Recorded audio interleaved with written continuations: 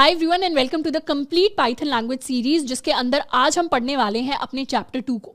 Chapter 2 के अंदर हम कवर करेंगे कि पाइथन के अंदर स्ट्रिंग्स क्या होती हैं, स्ट्रिंग्स किस तरीके से काम करती है एंड उनसे रिलेटेड कुछ फंक्शंस, एंड ऑल्सो एक और इंपॉर्टेंट कॉन्सेप्ट को आज हम कवर करेंगे विच आर कंडीशनल स्टेटमेंट्स, जो हमारी पाइथन लैंग्वेज का एक तरीके से कोर फॉर्म करती हैं।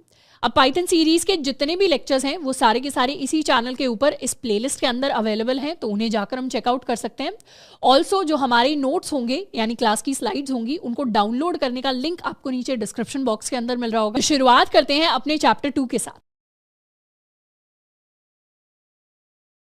हाय एवरीवन, तो स्टार्ट करते हैं चैप्टर 2 के साथ, जिसमें सबसे पहले हम पढ़ने वाले हैं स्ट्रिंग्स के बारे में। अब strings is a data type, इसको हमने ऑलरेडी अपने फर्स्ट लेक्चर के अंदर पढ़ा था। And it stores a sequence of characters, यानी डिफरेंट डिफरेंट कैरेक्टर्स का एक जो सीक्वेंस होता है उसे हम स्ट्रिंग की फॉर्म में स्टोर करते हैं। वो कोई सिंगल कैरेक्टर भी हो सकता है, वो एक वर्ड भी हो सकता है, वो एक पूरा को पूरा सेंटेंस या फिर एक पैराग्राफ भी हो सकता है। स्ट्रिंग को क्रिएट करने के हमने 3 तरीके देखे थे। फॉर एग्जाम्पल, यहाँ पर VS कोड के अंदर हमने ऑलरेडी अपने फोल्डर के अंदर एक फाइल बनाई हुई है lecture_2.py के नाम से। तो इस पाइथन फाइल के अंदर हम अपने लेक्चर 2 के कोड्स को लिख रहे होंगे। इसके अंदर अगर मुझे एक स्ट्रिंग को क्रिएट करना है तो इस तरीके से हम एक string 1 नाम का वेरिएबल बना सकते हैं। डबल कोट्स के अंदर जनरली हम अपनी स्ट्रिंग को डिफाइन करते हैं, दिस इज अ स्ट्रिंग। तो ये स्ट्रिंग क्या हो गई, ये एक सेंटेंस हो गया जो हमने स्ट्रिंग की फॉर्म में स्टोर कर लिया। हम इस तरीके से भी स्ट्रिंग्स को क्रिएट कर सकते हैं। इनफैक्ट हम सिंगल कोट्स में भी स्ट्रिंग्स को क्रिएट कर सकते हैं। अगर हम चाहें तो एक स्ट्रिंग 2 बना सकते हैं, जिसमें हम एक सिंगल वर्ड को स्टोर कर सकते हैं enclosed with in single quotes.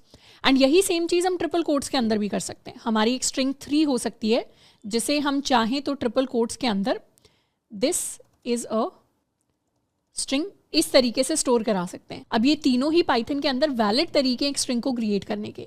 पर जब हम अपनी स्ट्रिंग्स को क्रिएट कर रहे होंगे, मोस्ट ऑफ द टाइम हम डबल कोट्स को यूज़ करेंगे, क्योंकि जनरली जब हम दूसरे लोगों का भी कोड देखते हैं पाइथन के अंदर तो उसमें डबल कोट ही यूज़ होता है, या इनफैक्ट दूसरी प्रोग्रामिंग लैंग्वेजेस के अंदर भी।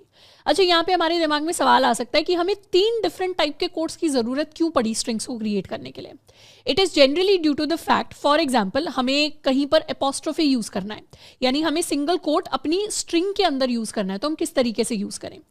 जैसे फॉर एग्जाम्पल हमें लिखना है दिस इज़ अपना कॉलेज ट्यूटोरियल। अब इस स्ट्रिंग को अगर हम सिंगल कोट्स के अंदर एनक्लोज कर देंगे तो फिर पाइथन कंफ्यूज हो जाएगा। कैसे कंफ्यूज हो जाएगा, क्योंकि सिंगल कोट का मतलब है स्ट्रिंग यहाँ से स्टार्ट हो रही है, और जैसे ही ये दूसरे वाला सिंगल कोट हमें दिखाई देगा मतलब यहाँ पे स्ट्रिंग एंड हो गई। तो फिर ये जो अलग से वर्ड बच गया एंड अलग से एक सिंगल कोट बच गया, इसका कोई सेंस समझ नहीं आएगा हमारे पाइथन के इंटरप्रेटर को। तो इंस्टेड इस तरीके की जो स्ट्रिंग है जिसमें हम सिंगल एपोस्ट्रोफी यूज़ करना चाहते हैं, इसे हम डबल कोट्स के अंदर इनक्लोज करेंगे, तो इस तरीके से एक वैलिड स्ट्रिंग बन जाएगी और हमने एपोस्ट्रोफी को यानी सिंगल कोट को भी इसके अंदर इनक्लोज कर दिया। पर यहीं पर अगर हमारे पास डबल कोट होता तो हम क्या करते, इस स्ट्रिंग को सिंगल कोट के अंदर एनक्लोज कर देते। तो इस तरीके से हमारे पास डिफरेंट कोट्स अवेलेबल हैं, डिफरेंट तरीके अवेलेबल हैं, so that we can use single quotes and double quotes inside the string value itself. अच्छा, ये तो बहुत बेसिक चीज़ें हो गई। अब कुछ और चीज़ों के बारे में बात करते हैं। जैसे फॉर एग्जाम्पल हमें एक स्ट्रिंग के अंदर 2-3 सेंटेंसेस लिखने हैं। जैसे this is a string, we are creating it in Python.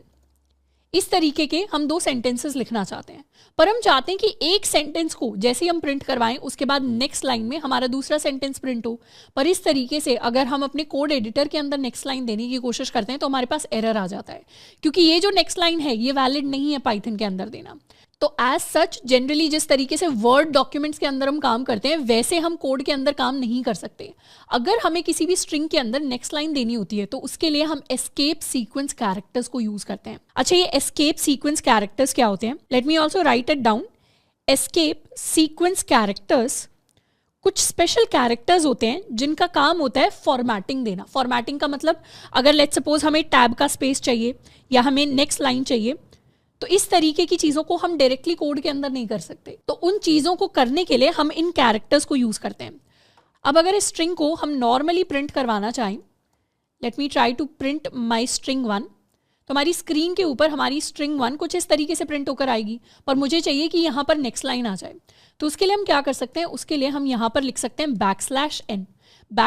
\n एक एस्केप सीक्वेंस कैरेक्टर होता है, जिसका मतलब होता है नेक्स्ट लाइन, कि यहाँ पर जब भी ये स्ट्रिंग प्रिंट हो या इसके साथ कुछ ऑपरेशन हो तो यहाँ पर हमारे पास नेक्स्ट लाइन आनी चाहिए। इसको सेव कर लेते हैं, रन करते हैं, तो हमारे पास क्या होगा, यहाँ पर एक नेक्स्ट लाइन आ जाएगी। ये एक्स्ट्रा स्पेस स्टार्टिंग में इसलिए क्रिएट हुआ क्योंकि वी से पहले हमारे पास एक्स्ट्रा स्पेस था। We can rerun it and इस तरीके से हम अपने स्ट्रिंग के अंदर नेक्स्ट लाइन को लेकर आ सकते हैं। जैसे हम नेक्स्ट लाइन को लेकर आए वैसे ही हम टैब के स्पेस को भी लेकर आ सकते थे। जैसे यहाँ \t अगर हम लिख देते तो इसका मतलब ये टैब वाला एस्केप सीक्वेंस कैरेक्टर है। Let's save it and re run. तो इस तरीके से एक टैब का स्पेस हमारे दोनों सेंटेंसेस के बीच में आ गया। तो एस्केप सीक्वेंस कैरेक्टर्स को भी हम डिफरेंट टाइम्स पर यूज कर सकते हैं जब भी हम स्ट्रिंग्स के अंदर लेट्स सपोज कोई पैराग्राफ लिख रहे हैं या कोई बड़ी लाइन को लिखने की कोशिश कर रहे हैं। अब बात करते हैं कि स्ट्रिंग्स के ऊपर हम डिफरेंट ऑपरेशंस को कैसे परफॉर्म कर सकते हैं। सबसे पहला ऑपरेशन जिसके बारे में हम बात करेंगे उसका नाम है कॉन्कैटेनेशन। अब कॉन्कैटेनेशन सुनने में बहुत डिफिकल्ट वर्ड लगता है, बट ये एक्चुअली बहुत आसान चीज़ है।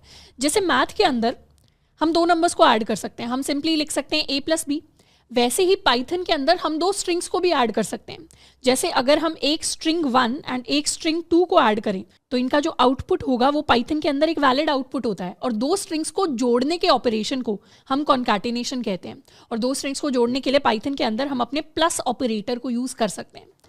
जैसे यहाँ पर if I create my string 1 let's call it अपना and my string 2 let's call it college, तो हम सिंपली लिख सकते हैं स्ट्रिंग 1 + स्ट्रिंग 2। इसे सेव करेंगे, रन करेंगे तो हमारे पास आउटपुट में आ जाएगा दोनों स्ट्रिंग्स का कॉन्कैटिनेटेड वर्जन, यानी जुड़ा हुआ वर्जन। हम चाहें तो इनका जो जुड़ा हुआ वर्जन है उसे एक अलग स्ट्रिंग के अंदर भी स्टोर करा सकते हैं। Let's call it final string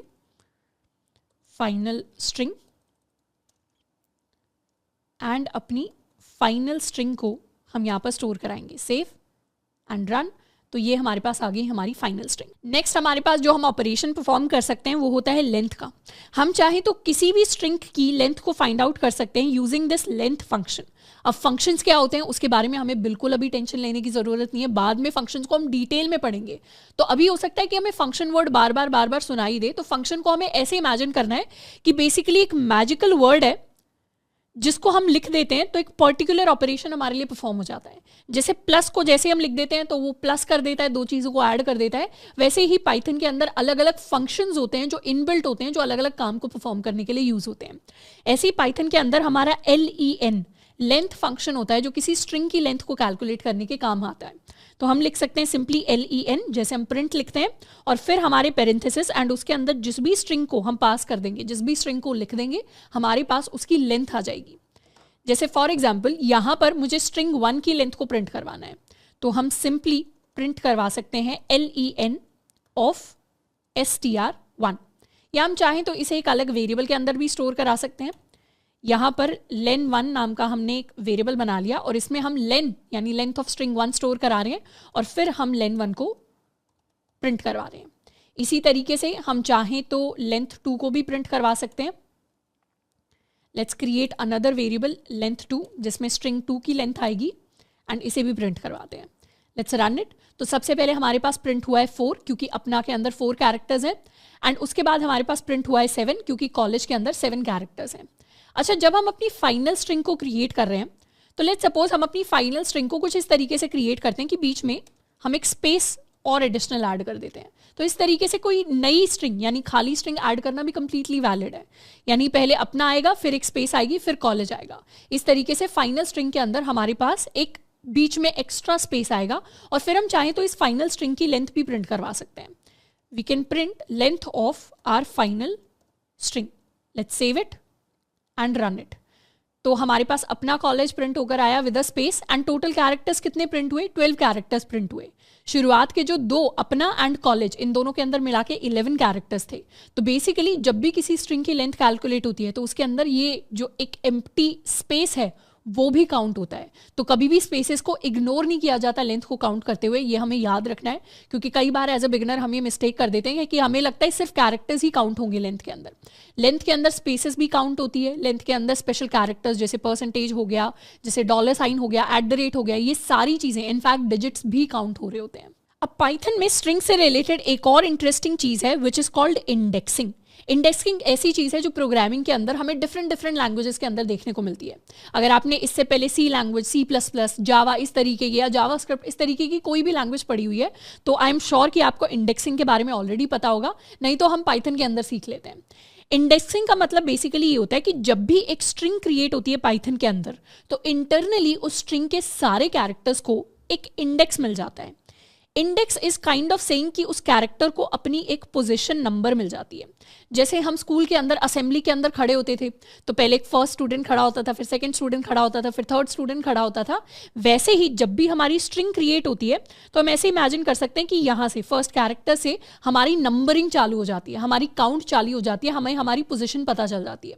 और पाइथन के अंदर स्ट्रिंग्स की जो नंबरिंग होती है वो हमेशा 0 के साथ स्टार्ट होती है इंस्टेड ऑफ 1। तो जो फर्स्ट कैरेक्टर होता है उसे इंडेक्स मिलता है 0, सेकंड कैरेक्टर को इंडेक्स मिलता है 1, थर्ड कैरेक्टर को इंडेक्स मिलता है 2 एंड सो ऑन। एंड बीच में अगर स्पेसेस भी होते हैं या अंडरस्कोर होता है, कोई स्पेशल कैरेक्टर होता है, उसे भी इंडेक्स मिल रहा होता है। अब इंडेक्स हमें हेल्प कैसे करते हैं? इंडेक्स हमें हेल्प करते हैं to access characters. Access characters मतलब कि अगर हम चाहते हैं कि पोजीशन 2 वाला कैरेक्टर हमें मिल जाए तो उसे हम डायरेक्टली एक्सेस कर सकते हैं। कैसे? हम अपनी स्ट्रिंग का नाम लिख सकते हैं, फिर हम लगाते हैं स्क्वायर ब्रैकेट्स। स्क्वायर ब्रैकेट्स के अंदर हम वो इंडेक्स लिख सकते हैं जिसका हमें कैरेक्टर चाहिए। फॉर एग्जाम्पल हमें इंडेक्स 2 वाला कैरेक्टर चाहिए तो हम सिंपली ये चीज़ लिखकर अपने कैरेक्टर को एक्सेस कर सकते हैं। इस चीज़ को एक बार चेक करते हैं अपने कोड के अंदर। Let's create a string, let's call it अपना कॉलेज, जिसके अंदर हमने एक स्पेस भी दिया है। अब इसके अंदर अगर मुझे इंडेक्स 0 वाला कैरेक्टर एक्सेस करना है तो इसको हम कह सकते हैं कैरेक्टर या CH is equal to STR of 0। ये लिखने का मतलब है कि स्ट्रिंग के अंदर हम 0th इंडेक्स वाला कैरेक्टर एक्सेस कर रहे हैं एंड उसे हम चाहें तो प्रिंट भी कर सकते हैं। सेव किया, रन किया तो हमारे पास A प्रिंट हो गया। इसी तरीके से अगर हम 1 करें तो हमारे पास P प्रिंट हो जाएगा, अगर हम 2 करें तो हमारे पास N प्रिंट हो जाएगा। कुछ इस तरीके से हम चाहें तो इसे डायरेक्टली भी एक्सेस कर सकते हैं, यानी we can directly write string of let's suppose 3, तो 0 1 2 3 हमारे पास A प्रिंट होकर आना चाहिए। इस तरीके से हम चाहें तो 4 में अपने स्पेस को भी प्रिंट करवा सकते हैं, तो इस बार हमारे पास जो आउटपुट आएगा that will be an empty space. अच्छा, इस तरीके से हमने इंडेक्स की फॉर्म में कैरेक्टर्स को एक्सेस तो कर लिया, पर हम अपने कैरेक्टर्स को इंडेक्स की हेल्प से चेंज नहीं कर सकते। यानी अगर हम चाहें कि मेरा स्ट्रिंग ऑफ 4, ये जो एम्प्टी स्पेस है, ये वाली एम्प्टी स्पेस रिप्लेस हो जाए एक डैश से या फिर एक @ के साइन से, तो वो चीज़ कर पाना पॉसिबल नहीं होगा। यानी अगर हम इस तरीके का कुछ कोड लिखें एंड इसे एक बार हम रन करने की कोशिश करें तो हमारे पास एरर आ जाएगा। एरर क्या कह रहा है? String object does not support item assignment. Assignment कहने का मतलब है कि यहाँ पर हम जो पर्टिकुलर इंडेक्स पे एक और अलग कैरेक्टर की वैल्यू को असाइन करने की कोशिश कर रहे हैं, ये पाइथन के अंदर अलाउड नहीं होता है। तो इंडेक्स की फॉर्म में हम सिर्फ कैरेक्टर्स को एक्सेस कर सकते हैं, उनको मैनिपुलेट नहीं कर सकते, मतलब उन्हें मॉडिफाई नहीं कर सकते। So this was all about indexing. एक और स्पेशल चीज़ होती है स्ट्रिंग से रिलेटेड, जिसको अगर पाइथन को सीखने के बाद आगे जाकर अगर आप मशीन लर्निंग सीखना चाहते हैं तो उसके अंदर हम स्लाइसिंग नाम का एक कॉन्सेप्ट होता है पाइथन में, जिसको बहुत ज़्यादा यूज़ कर रहे होते हैं। क्योंकि मशीन लर्निंग एल्गोरिथम्स अप्लाई करते टाइम हमें डेटा के साथ बहुत ज़्यादा डील करना पड़ता है और डेटा से हमें रेलिवेंट इन्फॉर्मेशन को फाइंड आउट करना पड़ता है। तो उस टाइम पर हम स्लाइसिंग को काफ़ी ज़्यादा यूज़ करेंगे। तो इसीलिए स्लाइसिंग एक इंपॉर्टेंट टॉपिक होता है जब भी हम पाइथन को पढ़ रहे हैं। पाइथन के अंदर स्ट्रिंग्स में स्लाइसिंग का क्या मतलब होता है? स्लाइसिंग का मतलब होता है accessing parts of a string. यानी जैसे अगर हमारे पास कोई फ्रूट होता है, जैसे एप्पल हो गई, एप्पल को हम काट देते हैं तो उसे हम कहते हैं स्लाइसिंग एन एप्पल। वैसे ही स्ट्रिंग्स को पार्ट में तोड़ने को, यानी जब भी हम स्ट्रिंग्स के टुकड़े करते हैं पाइथन के अंदर, उसे हम स्लाइसिंग कह देते हैं। अब स्ट्रिंग्स के हम टुकड़े डायरेक्टली कर सकते हैं पाइथन में, यानी हम सिंपली लिख सकते हैं अपनी स्ट्रिंग का नाम और फिर स्क्वायर ब्रैकेट्स के अंदर हम 2 इंडेक्स पास करते हैं। एक होता है हमारा स्टार्टिंग इंडेक्स और एक होता है हमारा एंडिंग इंडेक्स। यानी अगर ये स्ट्रिंग हमारे पास है जिसमें अगर हमने कोई भी स्टार्टिंग इंडेक्स पास कर दिया और कोई भी एंडिंग इंडेक्स पास कर दिया, तो उसके बीच का जो पूरा का पूरा टुकड़ा है, जो पूरी की पूरी स्लाइस है, वो हमारे पास रिटर्न होकर आ जाएगी। तो स्लाइसिंग के लिए हम लिखते हैं starting index colon ending index, और इसमें हमेशा हमारा स्टार्टिंग इंडेक्स इंक्लूडेड होता है बट हमारा एंडिंग इंडेक्स इंक्लूडेड नहीं होता। फॉर एग्जाम्पल, अगर हमने कोई स्ट्रिंग बनाई है अपना कॉलेज और इसमें अगर हम किसी पार्ट को एक्सेस करना चाहते हैं, तो अगर हमने लिख के भेज दिया 1:4, तो इसका मतलब होगा 1 वाले इंडेक्स से लेके 2 3 वाले इंडेक्स तक जितना भी स्ट्रिंग का पार्ट है वो हमारे पास रिटर्न बैक होकर आ जाएगा। तो हमारे पास PNA, ये स्ट्रिंग का टुकड़ा रिटर्न बैक होकर आ जाएगा। इसको चेक करते हैं। Let's suppose I have this string अपना कॉलेज, एंड यहाँ से हम लेने की कोशिश करते हैं 1 से लेके 4 तक इंडेक्स। सेव किया एंड रन किया तो हमारे पास PNA आ जाएगा। PNA कैसे आया? A है हमारा इंडेक्स नंबर 0, तो हम 1 से स्टार्ट करना चाहते हैं तो हम P से स्टार्ट करेंगे, 2 पर N आ जाएगा, 3 पर A आ जाएगा, एंड हम 3 पर ही रुक जाएंगे क्योंकि 4 को हम कभी इंक्लूड नहीं करते। ऐसे ही हमें एक और चाहिए यानी स्पेस भी चाहिए, तो हम 5 को कर देंगे। तो इस बार हमारे पास PNA आएगा विद एन एडिशनल स्पेस। हम चाहें तो इस काउंट को 0 से भी स्टार्ट कर सकते हैं। 0 से 4 तक अगर हम करेंगे तो हमारे पास फर्स्ट वर्ड आ जाएगा। सेव किया, रिफ्रेश किया, वी गॉट अपना। और अगर हमें सिर्फ कॉलेज चाहिए तो उसके लिए हमें क्या करना पड़ेगा? कौन से इंडेक्स से स्टार्ट करेंगे? 0, 1, 2, 3, 4। हम 5th इंडेक्स से स्टार्ट करेंगे कॉलेज के लिए, इंडेक्स नंबर 5 से। एंड हमें कौन से इंडेक्स तक जाना है? 5, 6, 7, 8, 9, 10, 11।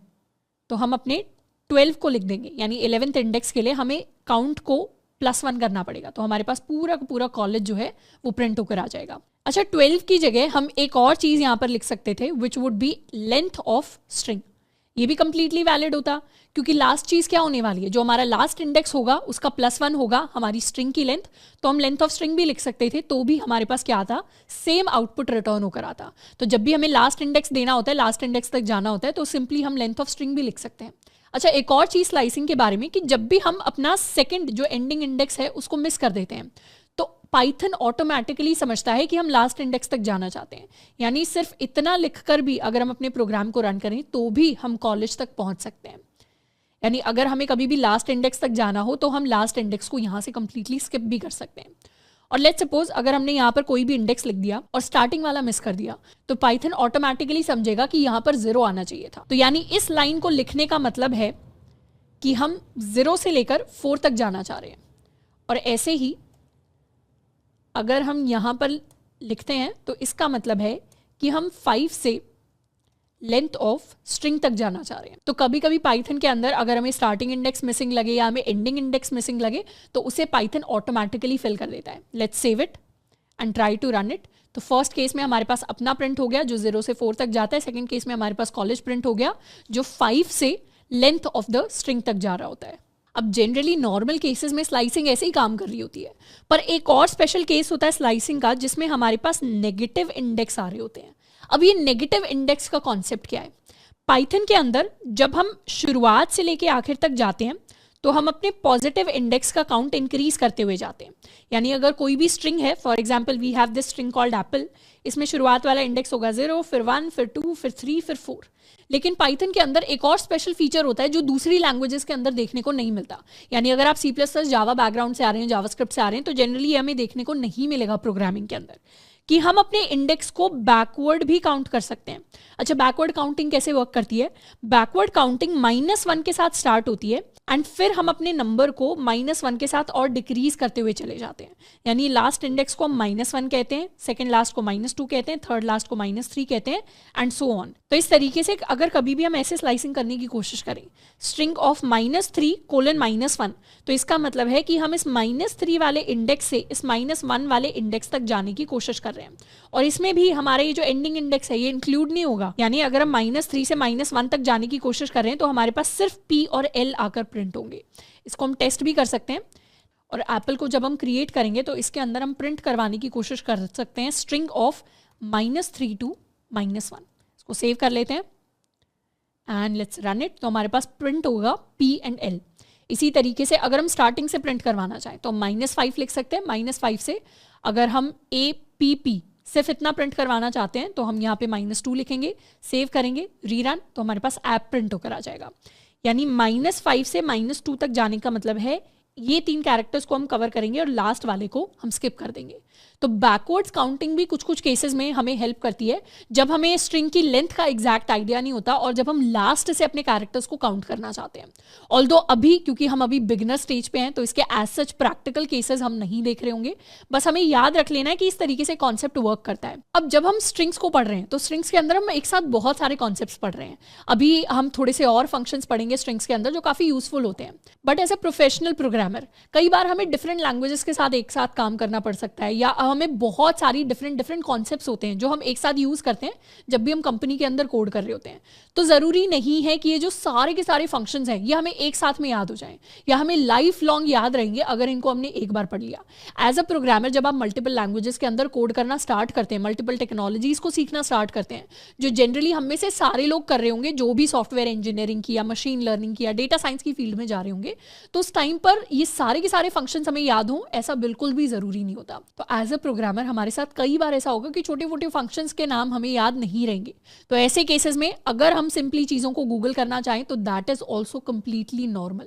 यानी अगर हम कोई बड़ा सा कोड लिख रहे हैं पाइथन के अंदर और उसमें अगर हम भूल जाते हैं कि कोई स्पेसिफिक फंक्शन क्या काम करता है पाइथन के अंदर या फिर नेगेटिव इंडेक्सिंग की स्लाइसिंग कैसे वर्क करती है, तो हम चाहें तो उसको सिंपली अपना काम करते टाइम गूगल भी कर सकते हैं। जो लॉट ऑफ प्रैक्टिकल कोडिंग होती है, it is not about memorising thing, it is about understanding things from a logical point of view. यानी लॉजिकली चीज़ें कैसे काम कर रही हैं उसका हमें बैकग्राउंड समझ में आना चाहिए। हमें नेसेसरीली चीज़ों को मेमोराइज नहीं करना है, मतलब उनके रट्टे नहीं मारने हैं, बट हाँ कुछ कुछ ऐसा बेसिक सिंटैक्स होगा जिसको हमें साथ के साथ याद करते हुए चलना है। एंड याद करने से भी बेटर एक तरीका होगा कि हम चीज़ों को प्रैक्टिस कर लें। यानी ज़्यादा से ज़्यादा आप ट्यूटोरियल के साथ में, क्लास के साथ में कोड लिखते हुए चलेंगे तो चीज़ें हमें, मैक्सिमम चीज़ें ऑटोमेटिकली याद होती चली जाएंगी। अब नेक्स्ट स्ट्रिंग्स के अंदर हम बात करेंगे फंक्शंस के बारे में। जैसे हमने स्ट्रिंग के अंदर अपने लेंथ फंक्शन को देखा, वैसे ही हमारे पास और भी काफी सारे फंक्शंस होते हैं। इनमें से सबसे पहला फंक्शन जिसको हम पढ़ रहे होंगे वो है एंड्स विद फंक्शन। हम किसी भी स्ट्रिंग को लिखकर डॉट एंड्स विद अगर लिखें और उसके अंदर पेरेंथेसिस में कोई भी एक वैल्यू अगर पास करें तो ये फंक्शन क्या करेगा, ये फंक्शन चेक करेगा if our string ends with this string. यानी ये जो सब स्ट्रिंग, इसे हम सब स्ट्रिंग कहते हैं, सब स्ट्रिंग यानी कोई भी छोटी स्ट्रिंग, ये फंक्शन हमारे लिए चेक करके भेजता है क्या हमारी स्ट्रिंग का जो लास्ट का पार्ट है वो इस सब स्ट्रिंग के साथ एंड हो रहा है। अगर एंड हो रहा है तो हमें रिटर्न होकर आएगा ट्रू, और एंड नहीं हो रहा तो हमारे पास रिटर्न होकर आएगा false. For example, let's take a string, string is equal to I am studying Python from Apna College. इस तरीके से अगर हमने कोई भी स्ट्रिंग लिखी, अब अगर हम प्रिंट करवाना चाहते हैं str.ends with, तो यहाँ पर हम प्रिंट करवा सकते हैं string.ends with। अच्छा, कई बार हमारी हेल्प के लिए विजुअल स्टूडियो कोड ऑटोमेटिकली हमें कुछ फंक्शन सजेस्ट कर देता है जिनको हम यूज़ कर सकते हैं। जैसे ही सजेशन को हम यूज़ करना चाहते हैं हम सिंपली एंटर प्रेस कर सकते हैं एंड फिर हम लगा देंगे अपने पेरेंथेसिस। जब भी हम किसी फंक्शन को लिखते हैं उसको यूज़ करने के लिए बाद में हमें पेरेंथेसिस हमेशा लगाने होते हैं। बाकी फंक्शंस के बारे में बाद में हम डिटेल में पढ़ेंगे। यहाँ पर अगर मुझे चेक करना है कि मेरी जो स्ट्रिंग है वो EGE इसके साथ ख़त्म होती है या नहीं होती, तो उसके लिए हम पास कर सकते हैं EGE। इसको सेव कर लेते हैं एंड रन करते हैं तो हमारे पास प्रिंट होकर आएगा ट्रू। बट अगर मुझे चेक करना होता कि क्या ये APP के साथ एंड होती है, तो ऑब्वियसली मेरी स्ट्रिंग में लास्ट में APP नहीं आता, तो इसको एग्जीक्यूट करेंगे तो हमारे पास आ जाएगा फॉल्स। तो इस तरीके से कोई भी वर्ड, कोई भी स्ट्रिंग्स किसी भी पर्टिकुलर सबस्ट्रिंग के साथ एंड होती है क्या, उसके लिए हम चेक कर सकते हैं using this function. Second function जिसको हम यूज कर सकते हैं, जो बाद में हो सकता है हमारे काफी बार हैंडी आए, ये होता है कैपिटलाइज फंक्शन। कैपिटलाइज करने का मतलब होता है जो भी हमारी स्ट्रिंग है उसके फर्स्ट कैरेक्टर को कैपिटलाइज कर देना, यानी उसको कैपिटल बना देना।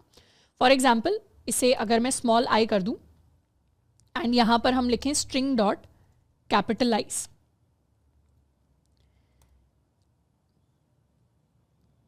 सिर्फ इतना, तो ये फंक्शन क्या करेगा, जब भी हमारी नई स्ट्रिंग को प्रिंट करवाएगा तो उसमें आई हमारे पास कैपिटल होकर आएगा। इसमें एक और चीज, अगर हम सेकंड टाइम अपनी स्ट्रिंग को प्रिंट करवाना चाहें लाइक दिस, तो हमारा जो कैपिटलाइज है वो सिर्फ एक बार में वर्क करता है, सेकंड टाइम यानी ओरिजिनल स्ट्रिंग के अंदर चेंजेस नहीं करता। जब भी स्ट्रिंग डॉट कैपिटलाइज काम कर रहा है तो वो एक नई स्ट्रिंग को क्रिएट कर रहा है जिसके अंदर चेंजेस होंगे, पुरानी स्ट्रिंग के अंदर कोई चेंजेस नहीं होंगे। पर हम चाहते हैं कि हमारी पुरानी स्ट्रिंग के अंदर भी चेंजेस हो, तो उसके लिए हम सिंपली लिख सकते हैं string dot capitalise is equal to string, यानी ये जो नई वैल्यू रिटर्न कर रहा है उसे हम अपने पुराने वेरिएबल के अंदर ही स्टोर कर रहे हैं। तो इस बार जब हम अपनी स्ट्रिंग को प्रिंट करवाएंगे तो उसके अंदर चेंजेस हो जाएंगे, यानी अब हम अपनी ओरिजिनल स्ट्रिंग को मॉडिफाई करने की कोशिश कर रहे हैं। जैसे ही प्रिंट करेंगे अब ओरिजिनल स्ट्रिंग के अंदर मॉडिफिकेशंस हो चुके हैं।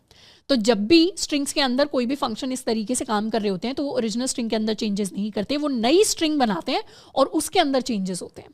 नेक्स्ट फंक्शन जिसको हम यूज कर सकते हैं that is the replace function. Replace function का काम होता है कि किसी ओल्ड वैल्यू को न्यू वैल्यू के साथ रिप्लेस करना। फॉर एग्जाम्पल, हमारे पास एक स्ट्रिंग है आई am studying Python from Apna College. इस स्ट्रिंग के अंदर सारे के सारे जो ओज हैं, यानी ये फ्रॉम वाला ओ, कॉलेज वाला ओ, पाइथन वाला ओ, इन सारे ओज को हम एज से रिप्लेस करना चाहते हैं। तो उसके लिए हम सिंपली लिख सकते हैं स्ट्रिंग डॉट रिप्लेस। हम पहले ओल्ड वैल्यू पास करेंगे, यानी मुझे ओ को रिप्लेस करना है ए के साथ, तो उससे स्ट्रिंग के अंदर जहां भी ओ आएगा वो अब ए के साथ रिप्लेस हो जाएगा। Let's try to run it. I am studying, Python में ओ की जगह ए हो गया है, फ्रॉम में ओ की जगह ए हो गया है, एंड अपना कॉलेज में ओ की जगह ए हो गया है। हम चाहें तो पूरी की पूरी एक सबस्ट्रिंग को भी रिप्लेस कर सकते हैं।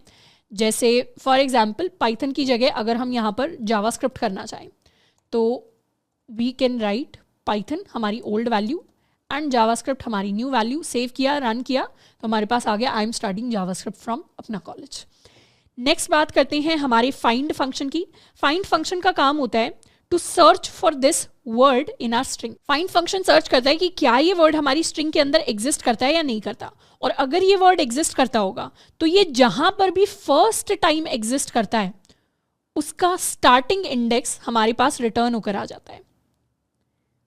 यानी जो भी फर्स्ट अकरेंस है उसका फर्स्ट इंडेक्स हमारे पास रिटर्न होकर आ जाएगा। फॉर एग्जाम्पल हम अपनी स्ट्रिंग के अंदर ओ को सर्च करना चाहते हैं, तो स्ट्रिंग के अंदर ओ फर्स्ट टाइम कहाँ पर आता है, ओ फर्स्ट टाइम पाइथन के अंदर यहाँ पर आ रहा है, तो इसका इंडेक्स हमारे पास रिटर्न होकर आ जाएगा।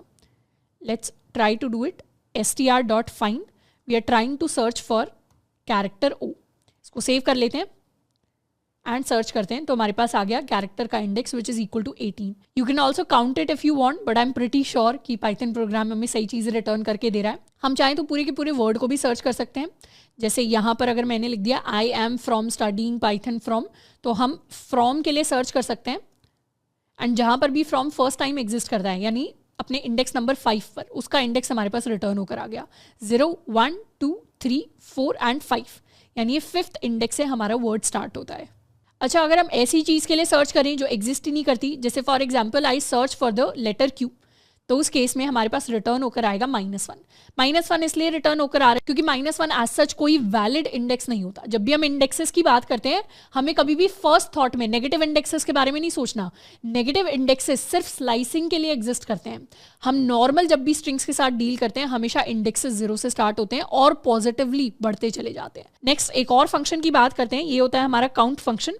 काउंट फंक्शन अकरेंसेस को काउंट करता है for a substring in a string, यानी अगर हम किसी भी वर्ड को पास करें तो ये कितनी बार वर्ड हमारी स्ट्रिंग के अंदर एग्जिस्ट करता है उसका काउंट हमारे पास रिटर्न होकर आ जाता है। जैसे इस स्ट्रिंग के अंदर अगर हम स्ट्रिंग डॉट काउंट को लिखें एंड पास करें फ्रॉम, तो फ्रॉम कितनी बार एग्जिस्ट करता है मेरी स्ट्रिंग के अंदर, 2 बार एग्जिस्ट करता है, एक बार यहाँ पर एक बार यहाँ पर, तो हमारे पास 2 प्रिंट होकर आ जाएगा, तो हमारे पास आ गया है 2। अगर हम काउंट करना चाहते हैं लेटर ओ कितनी बार एग्जिस्ट करता है, तो एग्जिस्ट करता है 4 टाइम्स। कहाँ पर, एक बार फ्रॉम में, एक बार पाइथन में, एक बार फ्रॉम में, एंड एक बार अपना कॉलेज के अंदर। तो इस तरीके से हमारे डिफरेंट फंक्शंस होते हैं पाइथन के अंदर जिनको हम यूज़ कर सकते हैं। इनफैक्ट इसके अलावा भी और भी बहुत सारे फंक्शन होते हैं। जैसे if I right string dot, तो ये जितने भी फंक्शंस विजुअल स्टूडियो कोड मुझे सजेस्ट कर रहा है ये सारे के सारे स्ट्रिंग के लिए वैलिड फंक्शंस हैं पाइथन के अंदर, जिनको हम धीरे धीरे चाहें तो एक्सप्लोर कर सकते हैं। बाकी एक साथ सारे फंक्शंस को एज सच पढ़ने का पॉइंट नहीं है। इन सारे फंक्शंस को हमने सिर्फ इसलिए देखा है ताकि हमें एक बेसिक आइडिया लगे कि स्ट्रिंग्स बहुत ज़्यादा पावरफुल होती हैं पाइथन के अंदर। इनफैक्ट आगे जाकर जब हम और बेटर कॉन्सेप्ट्स को सीख रहे होंगे तो इन स्ट्रिंग फंक्शंस को या स्ट्रिंग की प्रॉपर्टीज़ को हम बहुत बार यूज़ कर रहे होंगे। तो हम इन प्रॉपर्टीज़ के ऊपर कुछ प्रैक्टिस क्वेश्चंस को सॉल्व करते हैं। Let's come to our first practice question जो कह रहा है write a program to input users first name and print its length. यानी पहले हमें यूज़र का जो फर्स्ट नेम है उसे इनपुट लेना है। इनपुट लेना हमने ऑलरेडी सीखा था अपने फर्स्ट लेक्चर के अंदर, और फिर उस इनपुट को जिसको हमने लिया है स्ट्रिंग के अंदर उसकी हमें लेंथ प्रिंट करवानी है। तो यहाँ पर मेरे सॉल्व करने से पहले आपको पॉज करना है and you have to try to solve this question on your own. उसके बाद अगर हम सॉल्व कर पाते हैं या नहीं कर पाते फ़र्क नहीं पड़ता, पर एक बार ट्राई ज़रूर करना है एंड उसके बाद हम सॉल्यूशन को देख सकते हैं।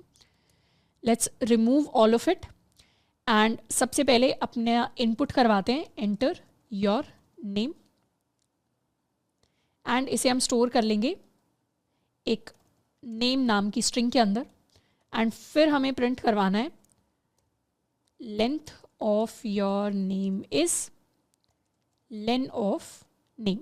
Let's save it and run. Let's suppose I write my name to be Shraddha, तो मेरे स्ट्रिंग की लेंथ हो जाएगी 7 के इक्वल। इस तरीके से अगर हम अमन लिखें तो स्ट्रिंग की लेंथ हो जाएगी 4 के इक्वल। तो हम कोई भी नेम लिख सकते हैं और हमारे पास उसकी लेंथ प्रिंट होकर आ जाएगी। सेकेंड क्वेश्चन पर बढ़ते हैं. Write a program to find the occurrence of dollar in a string. यानी एक स्ट्रिंग के अंदर डॉलर कितनी बार आता है उसकी हमें नंबर ऑफ अकरेंसेज यानी काउंट को प्रिंट करवाना है. तो उसके लिए हम सिंपली अपने काउंट मेथड को यूज कर सकते हैं, काउंट फंक्शन को यूज कर सकते हैं. एक स्ट्रिंग ले लेते हैं, str is equal to hi I am the dollar symbol $99.99. तो इस तरीके से हमने कोई भी रैंडम स्ट्रिंग बना ली है और हम सिंपली प्रिंट कर सकते हैं स्ट्रिंग डॉट काउंट. मुझे काउंट करना है द अकरेंस ऑफ डॉलर. तो मुझे पता है मेरी स्ट्रिंग के अंदर डॉलर साइन हमारे पास 3 बार आता है. Let's run it and we'll have this number 3. तो इस तरीके से हम अपने स्ट्रिंग फंक्शंस को यूज कर सकते हैं when we are dealing with strings. Next हम पढ़ने वाले हैं एक और इंपॉर्टेंट कॉन्सेप्ट को जिसका नाम है कंडीशनल स्टेटमेंट्स. अब लाइफ के अंदर बहुत सारी डिफरेंट कंडीशंस होती हैं. फॉर एग्जाम्पल हम एक वोटर आईडी के लिए या फिर एक लाइसेंस के लिए तभी अप्लाई कर सकते हैं जब हमारी एज 18+ हो जाती है, या हमारे मार्क्स के ऊपर भी कंडीशन होती है.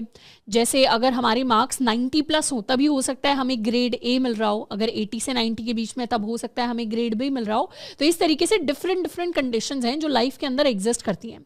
इन्हीं सारी कंडीशंस को हम कोड के अंदर भी एक्सप्रेस कर सकते हैं. कंडीशंस को कोड के अंदर लिखने के लिए हम इफ, एलिफ एंड एल्स इस सिंटैक्स को यूज करते हैं. सिंटैक्स का मतलब प्रोग्रामिंग के अंदर होता है रूल्स ऑफ प्रोग्रामिंग कि किस तरीके से किसी एक चीज को लिखा जाए. जैसे अगर हम किसी फंक्शन को लिखना चाहते हैं, जैसे हम प्रिंट स्टेटमेंट को लिखना चाहते हैं तो उसे हम ऐसे ही लिखेंगे. ये क्या है, ये पाइथन के अंदर सिंटैक्स है. सिंटैक्स यानी सही तरीका कोड को लिखने का. तो कंडीशनल स्टेटमेंट्स को लिखने का सही तरीका अब हम सीखने वाले हैं. कंडीशनल स्टेटमेंट्स के अंदर सबसे पहले हम बात करेंगे इफ की. जब भी हम किसी कंडीशन के बेसिस पर किसी काम को करवाना चाहते हैं, फॉर एग्जाम्पल अगर हमारी एज 18+ हो जाए तभी हम अपने लाइसेंस के लिए अप्लाई कर पाएं, तो हम इफ, ये कीवर्ड है जिसे लिख सकते हैं, एंड उसके बाद पेरेंथेसिस के अंदर हम किसी एक कंडीशन को लिख सकते हैं. कंडीशन कुछ भी हो सकती है. कंडीशन हो सकती है जैसे हमारे पास कोई एज वेरिएबल है, उसकी value greater than equal to 18 हो गई. ये क्या है, ये कंडीशन है. कंडीशन बेसिकली कोई भी ऐसी चीज है जो ट्रू या फॉल्स की वैल्यू को रिटर्न करती हो. कंडीशन में सिंपली हम कोई बूलियन वेरिएबल भी लिख सकते हैं जिसके अंदर या तो ट्रू हो या फिर फॉल्स हो. तो इफ स्टेटमेंट के अंदर अगर ऐसी कंडीशन आती है जो ट्रू रिटर्न करती है तो फिर इफ के अंदर कोई भी जो हम काम लिखते हैं, यानी ये जो हमारी स्टेटमेंट 1 है, ये एग्जीक्यूट हो जाती है. इसको एक बार प्रैक्टिकली लिख कर देखते हैं. फॉर एग्जाम्पल हम एक वेरिएबल बनाते हैं एज इक्वल्स 21. अब अगर हम चाहते हैं कि एज 18+ अगर है तो उसके बेसिस पे हमें डिसाइड करना है कि लाइसेंस के लिए अप्लाई कर सकते हैं या हमें ड्राइवर्स लाइसेंस मिल सकता है या नहीं मिल सकता. तो उसके लिए हम लिख सकते हैं इफ एंड उसके बाद अपने पेरेंथेसिस में हम लिखेंगे if age is greater than equal to 18 and फिर हम लगाते हैं कोलन एंड फिर नेक्स्ट लाइन. अब यहां पर ये ध्यान रखना है जो हमारी नेक्स्ट लाइन स्टार्ट होगी इस कोलन के बाद, उस लाइन को हम स्टार्ट करेंगे एक टैब स्पेस के साथ या फिर 4 स्पेसेस के साथ. विजुअल स्टूडियो कोड में बाय डिफॉल्ट वैसे टैब का मतलब 4 स्पेसेस ही होता है. तो या तो हम एक एक करके 4 स्पेसेस यहाँ पर दे रहे होंगे 1 2 3 4, या फिर by default visual studio code में जैसे ही हम यहाँ पे एंटर प्रेस करेंगे तो हम टैब की स्पेस के डिस्टेंस पर आ जाएंगे और यहाँ पर हम अपनी नेक्स्ट स्टेटमेंट लिख रहे होंगे. इसका मतलब है ये जो स्टेटमेंट है ये तब एग्जीक्यूट होगी जब हमारी इफ स्टेटमेंट यानी इफ वाली कंडीशन ट्रू होगी. तो उस केस में हम प्रिंट करवाना चाहते हैं can vote and apply for licence. इस तरीके की स्टेटमेंट को हम प्रिंट करवा सकते हैं. तो इसे सेव करते हैं, रन करेंगे तो यहाँ क्या आ जाएगा, यहाँ पर कंडीशन जैसे ट्रू हो गई, मतलब एज की value obviously greater than equal to 18 है तो ये हमें ट्रू दे देगा और उस केस में हम प्रिंट करवा देंगे can vote and apply for licence. पर यहीं पर अगर हमारी एज हम 16 कर देते, सेव करके रन करते, तो इस बार हमारे लिए कुछ भी प्रिंट होकर नहीं आता. अगर हम चाहते हैं जैसे ही इफ स्टेटमेंट ट्रू हो तो 2 काम होने चाहिए, तो उसके लिए हम क्या कर सकते हैं, यहाँ पर अपना सेकेंड काम भी कर सकते हैं, यानी हमारी फर्स्ट स्टेटमेंट हो गई एंड यहाँ पर हम अपनी सेकेंड स्टेटमेंट भी डिफाइन कर सकते हैं. तो यहाँ लिख सकते हैं can drive and can vote. तो इस तरीके से 2 स्टेटमेंट्स को भी हम एक साथ एग्जीक्यूट करा सकते हैं. Let's make our age greater than 18. Save किया तो हमारे पास दोनों लाइंस एग्जीक्यूट होकर आ गई. अब इफ स्टेटमेंट के अंदर हम चाहते तो किसी कंडीशन की जगह सिंपली ट्रू भी लिख सकते थे. सिंपली अगर हम ट्रू लिख देते इस तरीके से, तो ये जो स्टेटमेंट्स हैं ये हर बार हमारे लिए एग्जीक्यूट होंगी. अब जैसे हमारे पास इफ होता है, इफ का मतलब होता है अगर ये चीज सच है तो ये काम हो जाना चाहिए, वैसे ही हमारे पास एल इफ होता है. एल इफ का मतलब होता है अगर हम इसका एक्सपैंडेड वर्जन पढ़ना चाहें तो एल्स इफ की तरह इसको हम पढ़ सकते हैं कि अगर मान लो फर्स्ट स्टेटमेंट ट्रू नहीं होती है तो उस केस में हम इस स्टेटमेंट को चेक करेंगे। तो यहां पर नेक्स्ट लाइन में हम एल इफ लिख सकते हैं और एल इफ लिखकर हम कोई और स्टेटमेंट भी एग्जीक्यूट कर सकते हैं। जैसे फॉर एग्जाम्पल हम ट्रैफिक लाइट्स का एग्जाम्पल लेते हैं। जैसे अभी हमारी जो लाइट है उसका कलर लेट्स सपोज हमने ग्रीन लिया हुआ है, तो यहाँ पर हम चेक कर सकते हैं कि अगर हमारी जो लाइट है उसकी वैल्यू रेड है तो हम क्या कर जाएं, हम स्टॉप कर जाएं। ट्रैफिक लाइट्स के अंदर हमारे पास 3 कलर्स होते हैं, red, yellow and green. Red का मतलब होता है स्टॉप, ग्रीन का मतलब होता है गो एंड येलो का मतलब होता है लुक। तो यहाँ पर अगर हमारी लाइट रेड है तो उस केस में हमें स्टॉप करना है। एल इफ मतलब अगर लाइट रेड नहीं है तो उस केस में एक और कंडीशन के लिए चेक कर सकते हैं कि क्या हमारी लाइट जो है वो ग्रीन है। अगर लाइट ग्रीन है तो दोबारा से कोलन लगाएंगे, दोबारा से नेक्स्ट लाइन में, तो उस केस में हम प्रिंट करवा देंगे गो। एंड अगर लाइट ग्रीन भी नहीं है तो दोबारा एक और हम चाहें तो एलिफ स्टेटमेंट लिख सकते हैं। अगर लाइट हमारी येलो है तो उस केस में हम प्रिंट करवा सकते हैं वेट या फिर लुक। इसको कर सकते हैं सेव एंड एग्जीक्यूट। तो क्योंकि लाइट हमारी ग्रीन है तो कोड एग्जीक्यूशन कैसे काम करेगा, कोड में इस तरीके से एग्जीक्यूशन होगा कि पहले हम चेक करेंगे कि क्या लाइट रेड के इक्वल है, ऑब्वियसली लाइट रेड के इक्वल नहीं है। फिर हम इस स्टेटमेंट पर आ जाएंगे, क्या लाइट ग्रीन के इक्वल है, यस लाइट ग्रीन के इक्वल है, तो उस केस में हम प्रिंट करवा देंगे गो। तो यहाँ पर हमारे पास आउटपुट में गो प्रिंट होकर आ गया है। एंड जैसे ही एक स्टेटमेंट एग्जीक्यूट हो जाएगी उसके बाद वाली जितनी स्टेटमेंट्स हैं उसको फिर कोड नहीं देखेगा, मतलब इस स्टेटमेंट को फिर हम इग्नोर कर देंगे और बाहर आ जाएंगे। तो यहाँ पर इनफैक्ट हम लास्ट में प्रिंट भी करवा सकते हैं end of code, save and run. तो हमारे पास प्रिंट होकर आ गया गो एंड फिर एंड ऑफ कोड। हम चाहे तो अपने कोड के अंदर कितने भी इफ लिख सकते हैं और कितने भी एलिफ लिख सकते हैं एक साथ, यानी सीक्वेंस में। जैसे हम चाहते तो इस एलिफ को हम इफ भी बना सकते थे, तो इस तरीके से हम 3 इफ स्टेटमेंट्स को भी लिख सकते थे और हम चाहते तो इन सब को एलिफ बना सकते थे। पर हमेशा जब भी एलिफ आता है हमेशा शुरुआत में हमें एक इफ स्टेटमेंट को लिखना ही लिखना पड़ता है। अब इफ और एलिफ के बीच में डिफरेंस क्या होता है, इफ और एलिफ के बीच में सिर्फ इतना डिफरेंस होता है कि इफ स्टेटमेंट हमेशा चेक करेगा, मतलब ये इफ स्टेटमेंट हमेशा कंडीशन के लिए चेक करेगी, बट एलिफ स्टेटमेंट सिर्फ तभी चेक करेगी जब इफ कंडीशन फॉल्स दे देगी। फॉर एग्जाम्पल इस कोड को एक बार हम कॉमेंट आउट करते हैं। फॉर एग्जाम्पल हमारे पास कोई नंबर है, नंबर इज इक्वल टू 5।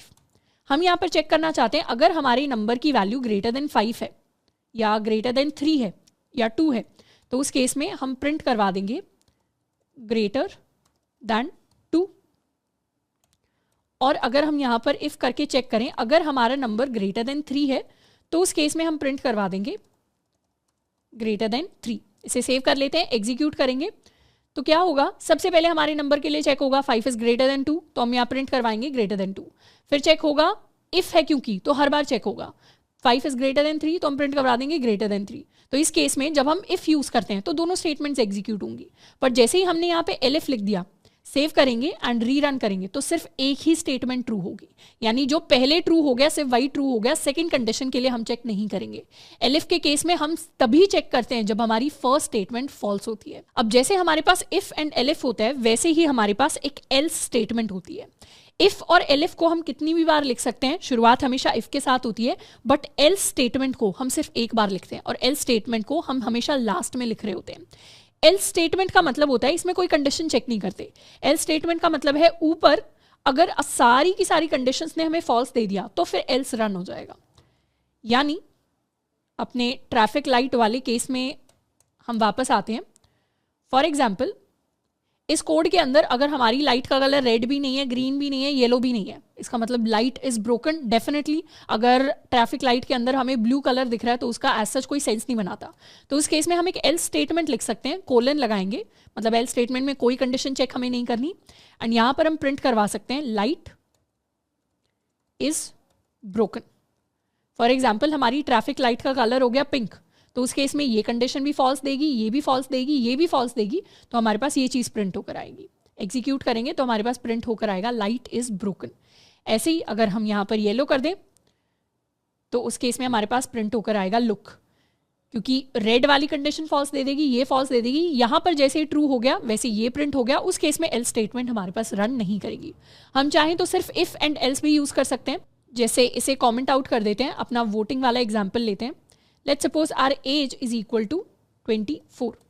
तो यहाँ पर हम चेक कर सकते हैं अगर हमारी एज की value is greater than equal to 18 तो उस केस में हम प्रिंट करवा सकते हैं कैन वोट, और एक एल्स वाला केस लिख सकते हैं, यानी अगर ग्रेटर देन इक्वल टू 18 नहीं है, अगर इस स्टेटमेंट ने फॉल्स दे दिया तो उस केस में हमें प्रिंट करवाना है कैन नॉट वोट। इसे सेव कर लेते हैं, एग्जीक्यूट कर सकते हैं।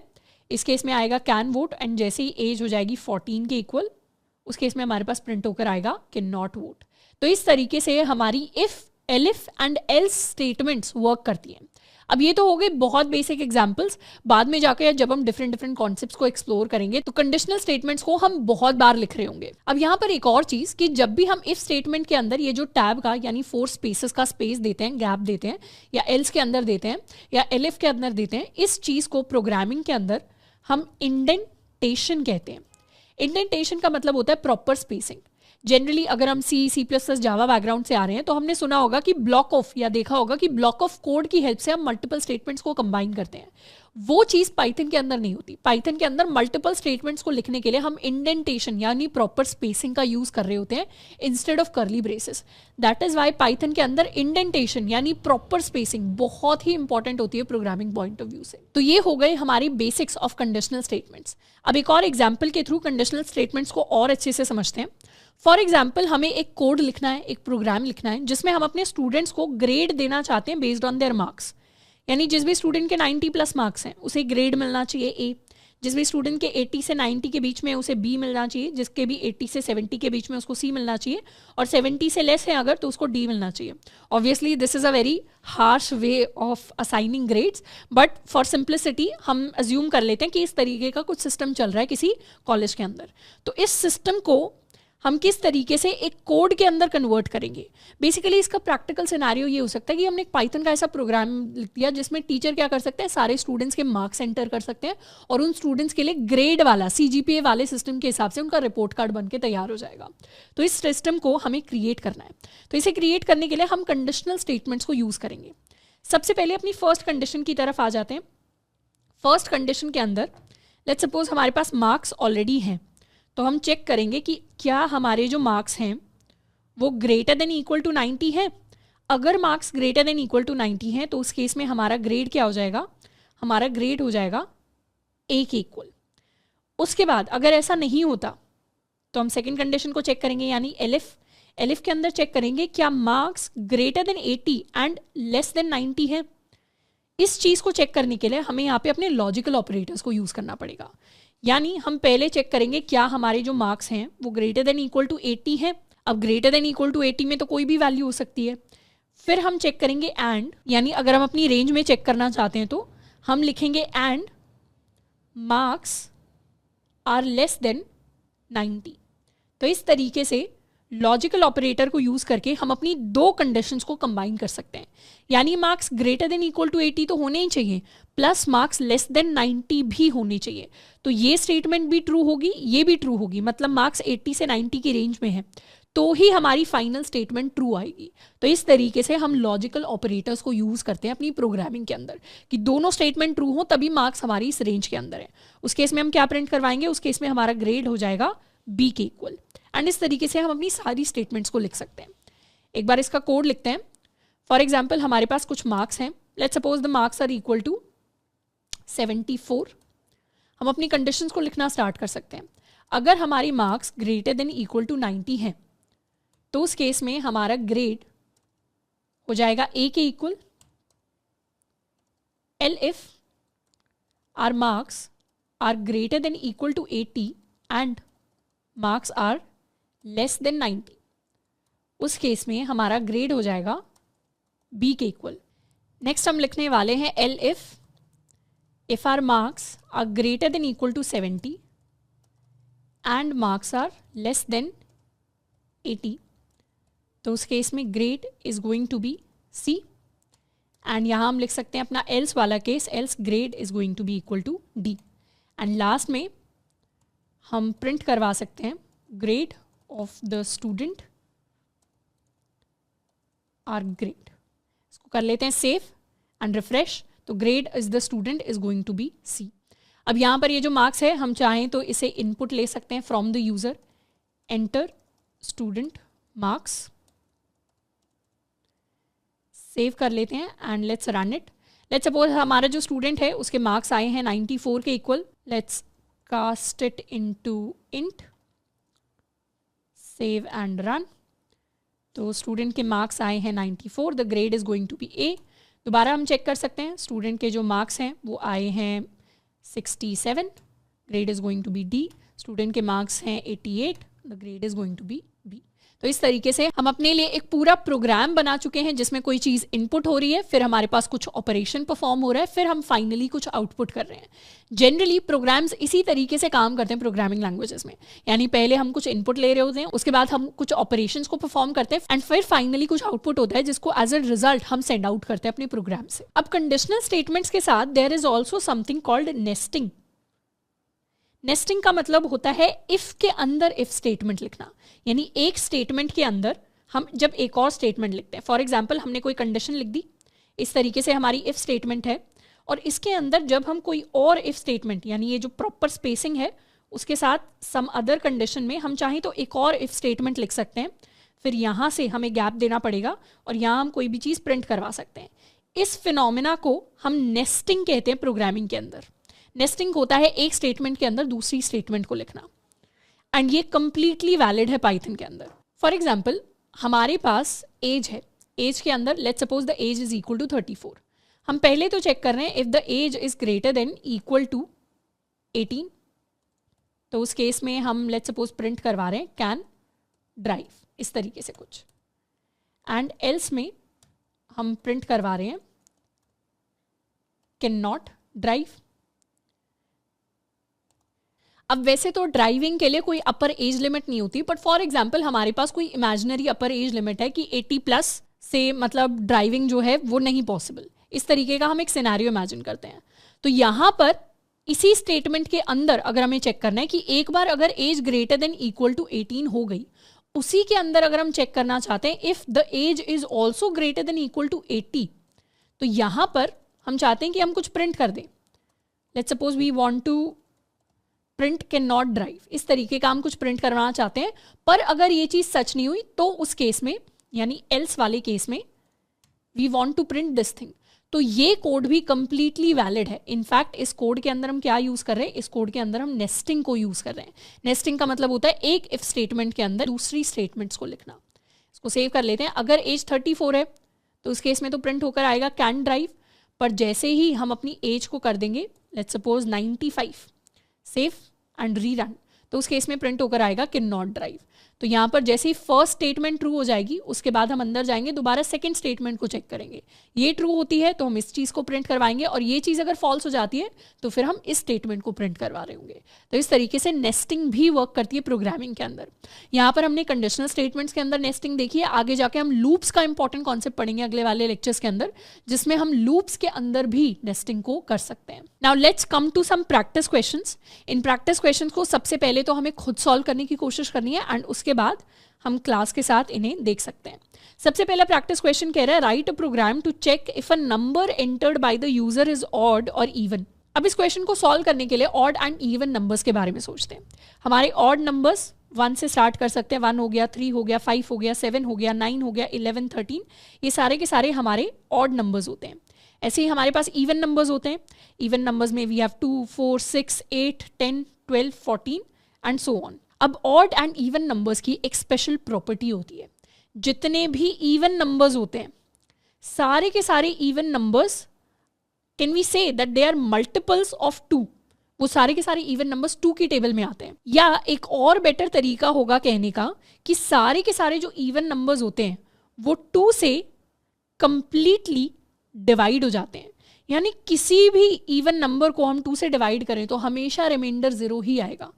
जैसे अगर हम 14 को 2 से डिवाइड करें तो the remainder is going to be equal to 0। तो कैन वी से कि कोई भी नंबर अगर 2 से डिवाइड होकर रिमाइंडर 0 देता है तो वो एक इवन नंबर है, we can definitely say that कि अगर कोई भी नंबर रिमाइंडर के लिए यूज़ करेंगे अपने मॉड्यूलो ऑपरेटर का, कि कोई भी नंबर 2 से अगर डिवाइड होकर रिमाइंडर में 0 दे देता है, नंबर को 2 से डिवाइड करके रिमाइंडर निकाल रहे हैं, अगर उसकी वैल्यू 0 है तो उसका मतलब वो एक इवन नंबर है। एंड कोई भी नंबर जो रिमाइंडर 0 नहीं देता है, बाकी सारे नंबर्स जो बच गए वो सारे के सारे हमारे ऑड नंबर्स हैं। इस चीज़ को चेक कर लेते हैं, यानी प्रोग्राम में कन्वर्ट करते हैं। Let's suppose we have some number equal to 14। अब यहाँ पर हम या तो पहले एक रिमाइंडर फाइंड आउट कर सकते हैं, नम मॉड्यूलो 2। अगर हमारा रिमाइंडर इक्वल टू 0 है तो उस केस में हम प्रिंट करवा सकते हैं इवन, एंड एल्स वाले केस में हम प्रिंट करवा सकते हैं ऑड, इस तरीके से। या इनफैक्ट ये जो नंबर है इसे हम चाहें तो इनपुट भी ले सकते हैं from the user, enter number, save and run. सबसे पहले हम अपना नंबर एंटर करेंगे 14, हमारा 14 क्या है, इवन नंबर है। या फिर अगर हमने एंटर कर दिया 1 इज एन ऑड नंबर। तो इस तरीके से हम कैलकुलेट कर सकते हैं, या डायरेक्टली ये जो रिमाइंडर है इसी को हम यहाँ पर कैलकुलेट करके चेक कर सकते हैं instead of creating a new variable. Save कर लिया, रिफ्रेश कर लिया, the number 24 is an even number and the number 17 is an odd number. Next question पर आ जाते हैं। नेक्स्ट क्वेश्चन हमें कह रहा है write a program to find the greatest of 3 numbers entered by the user. यानी यूजर हमें 3 number देगा, ए, बी एंड सी, ये कुछ भी हो सकते हैं। हमें एक प्रोग्राम लिखना है जो इन तीनों में से लार्जेस्ट वैल्यू को फाइंड आउट करे। एग्जाम्पल के लिए ले लेते हैं, लेट्स सपोज ए के अंदर 4 है, बी के अंदर 5 है एंड सी के अंदर 7 है। तो इस तरीके से हमारे पास 3 नंबर्स हैं। अब सबसे पहले तो हम चेक कर सकते हैं कि क्या ए ग्रेटर देन बी है। अगर ए ग्रेटर देन बी है एंड ए ग्रेटर देन सी भी हो जाता है, तो उस केस में क्या हम कह सकते हैं कि ए अगर दोनों नंबर से बड़ा है तो हमारा ग्रेटेस्ट नंबर ए आ जाएगा। या फिर अगर ऐसा नहीं होता, मतलब ए तो ग्रेटेस्ट नंबर नहीं है, तो एल इफ में हम चेक कर सकते हैं कि बी ग्रेटर देन सी है क्या। हमें ऑब्वियसली पता है अगर फर्स्ट स्टेटमेंट ट्रू नहीं हुई तो उसका मतलब ए तो ग्रेटेस्ट नंबर नहीं है, तो मतलब या तो बी ग्रेटेस्ट है या सी ग्रेटेस्ट है। तो पहले चेक कर लो क्या बी ग्रेटर देन सी है। अगर बी ग्रेटर देन सी है तो इसका मतलब बी ग्रेटर नंबर है, और एल्स के केस में सी ग्रेटर नंबर है। इसको एक बार कोड के अंदर लिख कर देखते हैं। Let's suppose we enter the number, input it from the user, या एंटर फर्स्ट नंबर, तो उसे हम ए के अंदर स्टोर कर लेंगे। एंड इसी तरीके से हम अपने 3 नंबर्स को एंटर कराएंगे, एक को बी के अंदर स्टोर कर लेंगे एंड एक को हम सी के अंदर स्टोर कर लेंगे। सबसे पहले चेक करेंगे अगर ए ग्रेटर देन बी है, एंड ऐसे हम ग्रेटर देन इक्वल टू भी बोल सकते हैं, and A greater than equal to C है, तो उस केस में हम प्रिंट करवाना चाहते हैं फर्स्ट नंबर इज ग्रेटेस्ट या लार्जेस्ट, एंड फर्स्ट नंबर की वैल्यू भी प्रिंट करवा देते हैं which is A. Elif अगर B greater than equal to C हो जाता है तो उस केस में हम प्रिंट करवा देंगे number second is the largest, second is largest, and हम प्रिंट करवा देंगे बी की वैल्यू को। एंड एल्स वाले केस में हमें ऑब्वियसली पता है कि हमारा नंबर सी सबसे ग्रेटेस्ट होगा, तो थर्ड इज लार्जेस्ट एंड सी। इसे सेव कर लेते हैं एंड रन करते हैं। सबसे पहले let's suppose we input 4, second number में हमने 5 को इनपुट किया एंड थर्ड नंबर में हम 7 को इनपुट कर रहे हैं, तो आंसर आया third is largest which is 7। दोबारा हम चाहें तो अपने कोड को रन कर सकते हैं with some different values. Let's suppose first number is 99, second number is 201 and third number is 87, तो हमारा लार्जेस्ट नंबर हो जाएगा second number which is equal to 201। तो इस तरीके से हमारा प्रोग्राम फिनिश अप हो गया है। अच्छा, यहाँ पे मैं आपको एक होमवर्क प्रॉब्लम दूंगी कि जैसे हमने लार्जेस्ट ऑफ 3 को फाइंड आउट करने के लिए कोड लिखा है, वैसे ही आपको लार्जेस्ट ऑफ 4 नंबर्स को फाइंड आउट करने के लिए कोड लिखना है। और इस कोड को आपको खुद बैठकर पहले लॉजिकली सोचना है पेपर पेन के ऊपर, एंड उसके बाद हम इसे पाइथन के कोड के अंदर कन्वर्ट कर रहे होंगे। अब आ जाते हैं अपने थर्ड क्वेश्चन की तरफ। थर्ड क्वेश्चन में कह रहा है write a program to check if a number is a multiple of 7 और नॉट। कोई भी नंबर किसी दूसरे नंबर का मल्टीपल तब होता है जब उनका रिमाइंडर 0 आता है। यानी अगर हम कोई भी नंबर x ले लें, अगर हमें चेक करना है ये मल्टीपल ऑफ 7 है क्या, तो उसका रिमाइंडर हमारे पास 0 आना चाहिए।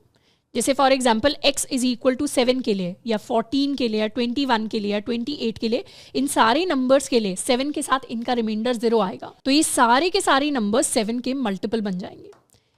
हम इसके लिए कोड भी लिख सकते हैं। जैसे लेट्स सपोज हमने कोई नंबर इनपुट लिया, let's call it x, enter number, and अगर हमारा जो भी नंबर है x उसका रिमाइंडर 7 के साथ टर्न्स आउट टू बी 0, तो उस केस में हम प्रिंट करवा देंगे मल्टीपल ऑफ 7, एंड एल्स वाले केस में हम प्रिंट करवाएंगे नॉट अ मल्टीपल। इसे सेव कर लेते हैं, एंटर करते हैं। हमने एंटर किया 21, तो 21 is a multiple of 7, and दोबारा अगर हम एंटर करें लेट्स सपोज 16, तो 16 is not a multiple of 7। And ये सिर्फ 7 के लिए नहीं, हम किसी भी नंबर के लिए चेक कर सकते हैं। फॉर एग्जाम्पल हम चेक कर सकते हैं कोई भी नंबर 5 का मल्टीपल है क्या। सेव किया, रन किया, अगर हम एंटर करेंगे 25, तो 25 is a multiple of 5, but अगर हम एंटर करें 27, तो 27 is not a multiple of 5। तो इस तरीके से ये बेसिक कोड है जिनको लिखकर हमने अपने क्वेश्चंस को प्रैक्टिस कर लिया है। ऑब्वियसली जब हम रियल लाइफ प्रोग्रामिंग करते हैं तो वहाँ पर जो लॉजिक हम बिल्ड करते हैं वो इससे भी ज़्यादा कॉम्प्लेक्स होता है, पर उसके लिए अभी एज अ बिगिनर हमें और भी काफ़ी सारे डिफरेंट कॉन्सेप्ट्स हैं पाइथन के अंदर जिनको सीखना पड़ेगा। तो आई होप कि आज के लेक्चर से हम और कॉन्सेप्ट सीख कर जा रहे होंगे अबाउट पाइथन लैंग्वेज। आज के लिए इतना ही, मिलते नेक्स्ट वीडियो में। Till then keep learning and keep practising.